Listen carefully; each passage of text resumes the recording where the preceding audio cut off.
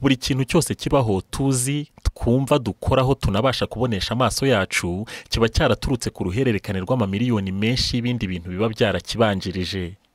Kugira ngo telefone dufite ubijye kubaho, hari uruhurirane rw'ibindi bintu amamiliyoni n'amamiliyoni byabanje kubaho kugira ngo nayo ibashe kubaho. Habanje kubaho ubuvumbuzi bugendanye n'imibare n'ubugenge bwaje kubyara amashanyarazi, ibinyabutabire byabyaye plastike, ivumburwa ry'ibirahure, amabuye y'agaciro atandukanye yifashishwa muri bimwe mu bikoresho biyigize n'ibindi. Uyu munsi kuri Mwarimu Show tugiye kubagezaho ubushakashatsi bwashyizwe hanze na Tom Chi, umushakashatsi umaze igihe kinini yiga ukuntu ibintu biri ku isi byose bikorana mu buryo bw'uruhererekane benshi tutazi kandi turebaho gake ntitubyiteho. Tom Chi ni inzobere mu butabire no mu mikorere y'isanzure, akaba n'umushakashatsi ku ikoranabuhanga. Ubushakashatsi bwe abukorera muri kaminuza ya Harvard. Tubahaye ikaze. Njye urimo kumva nitwa KAYISHUNGE Etienne. Tom Chi avuga ko isi y'abantu kuri we igoye kuyisobanura kuruta uko umuntu yasobanura imikorere y'isanzure. Avuga ko uko yakomeje kwiga ku mikorere y'abantu hagati yabo ndetse no hagati yabo n'isanzure, yaje kubona ko hakiri umwijima mwinshi wo kutabasha gusobanukirwa neza. Ngo yakomeje kumva benshi bavuga ko ikintu kimwe aba ari impamvu y'ikindi, ngo ariko akabona ari ibintu abantu bavuga gusa basa n'abifuza ko ariko byakabaye bimeze, ariko batabifitiye ubusobanuro buhamye. Ngo abandi nabo bakabyemera mu kwizera gusa kuko nta bushobozi bwo kubyiyumvisha bafite, bakumva ko birenze ubushobozi bw'imitekerereze yabo. Tom Chi we rero yafashe umwanya yitegereza isanzure n'ibikorwa by'abantu, abasha kubona uko bikorana akantu ku kandi. Abona ko ibintu byose bibaho ku isi bicomekanye, kimwe kibaho kubera ikindi, atari mu buryo bw'umwuka ahubwo mu buryo bwumvikana bunafatika. Iba bisobanura mu buryo butatu. Ubwa mbere ni ukuntu umutima w'umuntu ukora, ubwa kabiri ni ukuntu tubasha guhumeka, ubwa gatatu ni imikorere y'ubwenge bw'abantu. Kugira ngo umutima w'umuntu ubashe gutera, biterwa n'uko uba ugomba gusunika mu maraso yawe uduce duto cyane tw'ibinyabutabire bita hemoglobin. Hemoglobin nazo zifite utundi tunyabutabire bita HMAB.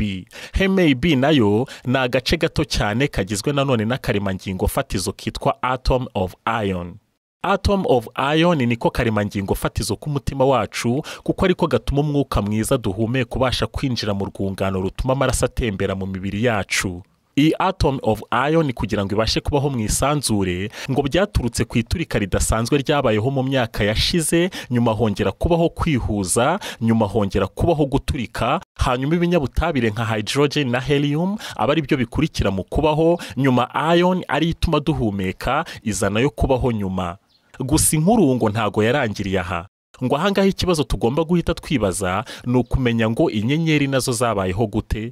Inyenyeri zabayeho mu buryo butandukanye, ariko mu buryo bukomeye bwabaye impamvu yo kuremwa kwazo kwaturutse ku kuntu mu myaka irenga miliyari 2 habayeho gusekurana kw'imibumbe iri mu isanzure mu bihe bitandukanye, ari byo byitwa galactic collisions mu rurimi rw'icyongereza. Uku gusekurana kw'imibumbe kwabyaye iturika ridasanzwe mu isanzure. Ubushakashatsi ku mikorere y'isanzure buvuga ko byabayeho mu bihe bitandukanye, bigabanyije mu byiciro bitandatu. Amashusho yerekana uko amabuye ari mu mibumbe yasekuranye afatwa n'igikoresho cyitwa Hubble Space Telescope. Uku gusekurana kw'iyi mibumbe kwabyaye kwivanga kw'imyuka itandukanye y'ibinyabutabire, havuka ibindi binyabutabire bishya n'andi matsinda y'imibumbe atandukanye, nabwo kandi mu buryo butandukanye. No kuba kuri iyi saha dufite ubuzima ku isi, tukaba tunafite umubumbe wacu dutuyeho umeze uku, ibi nabyo ntago bizarangirira aha. Twakwibaza tuti, niba muri iyo myaka ya kera imibumbe yarasekuranye bigatuma habaho kuvuka kw'indi mibumbe, kubera iki nanone bijya bibaho imibumbe runaka ikagongana hakabaho iryo turika ridasanzwe? Kuko ibi ngibi nabyo ntago bibaho gusa nk'impanuka, ahubwo bigira impamvu zibitera. Umubumbe w'isi dutuyeho umanitse mu kirere kitagira aho gitangirira n'aho kirangirira, cyitwa isanzure. Iyi si dutuyeho ifite indi mibumbe 8 biri mu itsinda rimwe ryitwa voile acte. Mu isanzure rero ntago dufite itsinda rimwe gusa ry'imibumbe n'isi yacu ibarizwamo, ahubwo harimo n'andi matsinda menshi.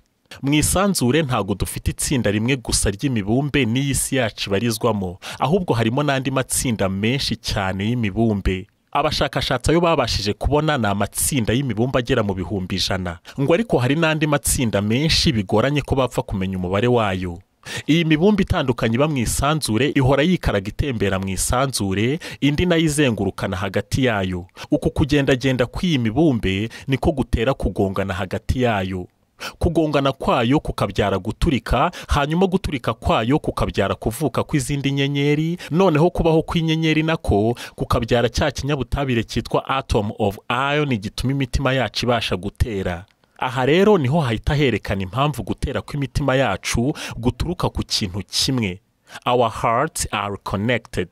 Ngo imitima yacu burya ibicomekanye mu buryo twebwe ubwacu tutarora, kuko yose itera biturutse ku kubaho kw'ikinyabutabire kimwe gusa, atom of iron. Icya kabiri ni umwuka duhumeka. Guhumeka ni ikintu gikomeye mu buzima bwacu, kuko umuntu wapfuye nicyo kintu cyonyine atabasha gukoresha uyu mubiri wacu, bigasobanura ko atakiri muri ibi twita ubuzima. Mu myaka miliyari 3 ishize ntago guhumeka byashobokaga, kubera ko mbere y'imyaka miliyari 3 nta kinyabutabire cya oxygene cyabagaho. Habagaho ikinyabutabire cyitwa carbon dioxide cyangwa dioxide de carbone. Mbere y'iyi myaka ku isi yacu ntago byashobokaga ko hari ikinyabuzima gihumeka cyabasha kubaho. Ngo ibinyabuzima byabagaho icyo gihe ni ibyitwa cyanobacteria. Ibi binyabuzima by'icyo gihe byakoreshaga icyitwa photosynthesis cyangwa photosynthese. Photosynthese ni uburyo ibi binyabuzima by'icyo gihe byifashishaga imbaraga ziva mu zuba mu guhindura cya kinyabutabire cya carbon dioxide mu kinyabutabire cya oxygene kiba mu mwuka duhumeka. Iki kinyabutabire kiramutse kitaba mu mwuka duhumeka, guhumeka kwacu ntikwashoboka. Ubuzima ku isi ntago bwashoboka. Mu yandi magambo, uhereye mu myaka miliyari 2,500 ibi binyabuzima byagiye bikwirakwira ku isi biba byinshi. Uku kuba byinshi kwabyo binatuma bigenda bikomeza guhindura cya kinyabutabire cya carbon dioxide mu mwuka wa oxygene, biwukwirakwiza henshi kugeza ubwo twageze kuri oxygene ituma tubasha guhumeka. Byatwaye igihe kirekire kugira ngo umwuka duhumeka ubashe kuboneka. Habanje kuboneka umwuka wabyaye inyanja, haboneka uw'ibimera bizajya bikoresha, none bigera n'ubwo haboneka mwinshi wuzura mu kirere natwe tubasha guhumeka. Mu myaka miliyoni 300 mbere y'uko ku isi haboneka umwuka wa oxygene duhumeka, nibwo agakingirizo gatwikiriye isi ka ozone kabayeho biturutse kuri ya oxygene yari imaze kuba nyinshi mu kirere. Byumvikane nanone ko mbere y'uko agakingirizo k'umwuka wa ozone kabaho, bitashobokaga ko ku isi habasha kubaho ibinyabuzima bifite uturemangingo twinshi n'inzungano zitandukanye birimo abantu, inyamaswa zo mu mashyamba n'ibimera, ari byo bita complex multicellular life. Icyo gihe nibwo ku isi hatangiye kubaho ikimera cya mbere. Ngo ntibyari gushoboka na gato ko ku isi habaho ubuzima hatabanje kubaho twa tunyamaswa duto cyane tutabonwa n'amaso. Utu tunyamaswa duto cyane tugizwe n'akaremangingo kamwe ibimera byatwifashishaga kugira ngo bibashe kubaho. Ibyo bimera by'icyo gihe byitwaga propolis. Ibi bimera byariho icyo gihe byifashishaga ibi binyabuzima mu gukora photosynthese, bikomeza natwe kudufasha kubaho. Guhumeka ku isi bitangira gushoboka. Umwuka dusohora ni w'ibimera bihumeka, noneho uw'ibimera bisohora akaba ari wo twebwe duhumeka. Reka tuvuge ko wowe uri umwe muri turiya tunyabuzima twabayeho mu myaka miliyari 3 ishize. Ushobora kwibaza ko ntacyo wamaze, kuko waba warabayeho ibyumweru bike ugahita upfa. Ntiwibaze ko buri mwuka wahumetse wagize uruhare mu gutuma nyuma y'imyaka miliyari 3 habaho ibinyabuzima bifite ubuzima bwuzuye ubuhanga butangaje nk'ubu. Niyo mpamvu benshi dutekereza ko kumva uko isi yabayeho birenze ubushobozi bwacu. Ibi binyabuzima bito byatubanjirije na n'ubu biracyaturimo, kuko nibyo twakomotseho. Inkuru yindi yerekana uburyo buri kintu cyaba gito cyangwa kinini kibyara uruhererekane rucomekanye rutarangira rw'imikorere y'ubwenge bwa muntu. Ibi ntibivuze ko ari siyansi itabasha gusobanurwa. Reka uruhererekane rw'ibitekerezo bya muntu tubihere ku gikoresho cya muzika cyitwa piano. Mu mwaka w'1700 nibwo piano ya mbere yabayeho. Ikintu giteye amatsiko akomeye kuri iki gikoresho mu gushushanya uruhererekane rw'ubwenge bwa muntu ni ukuntu iki gikoresho cyabashije kubaho. Ukuntu habashije kubaho uburyo umuntu acurangisha intoki 10 kandi buri rutoki rugomba gucuranga inota ritandukanye n'iry'urundi rutoki rucuranga. Uko umuntu acuranga nakandagira ku cyitwa pedal, ubasha kumva urwungikane rw'amajwi, ukumva inyurabwenge rya muzika n'ibindi. Ibi bintu byose dukorera kuri piano bikangura ibyumba bikora imirimo itandukanye mu bwonko bw'umuntu. Noneho ibaze ko iki gikoresho kitigeze kibasha kubaho nibuze mu myaka 100 yashize. kugira ngo piyano ibashe kubaho ntago byaje ari igitekerezo cy'umuntu umwe. Mu bwenge bwakoze piyano harimo ubwenge bw'abakanishi, ubwenge bw'ibikoresho bya muzika byakoreshaga imigozi byabanjirije piyano, bisaba ko habanza kubaho ubumenyi bw'amoko y'amajwi n'uko yungikanywa kugira ngo abyare muzika, bisaba ko habanza kubaho ubwenge bw'abanyamibare, ubugenge n'ibindi byinshi.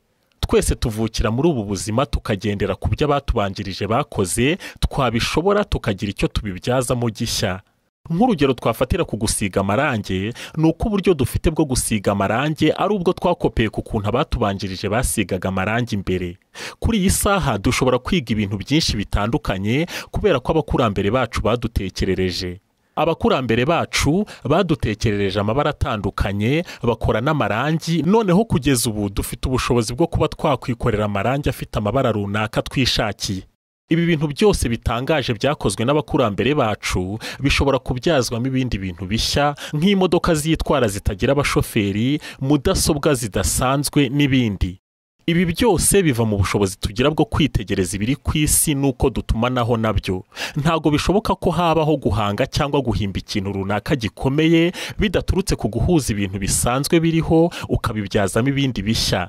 Iyo turebye aho amaso yacu agarukiriza arora, tukareba ukuntu isi yacu ari nini cyane, twumva ko ibyiza dukeneye kugira ngo tubeho birimo urumuri rw'izuba, umwuka mwiza duhumeka wiganjemo uva mu gakingirizo ka ozone, imvura, ibimera n'ibindi bibereyeho kutugirira neza gusa, ariko twebwe ntacyo twabikoraho.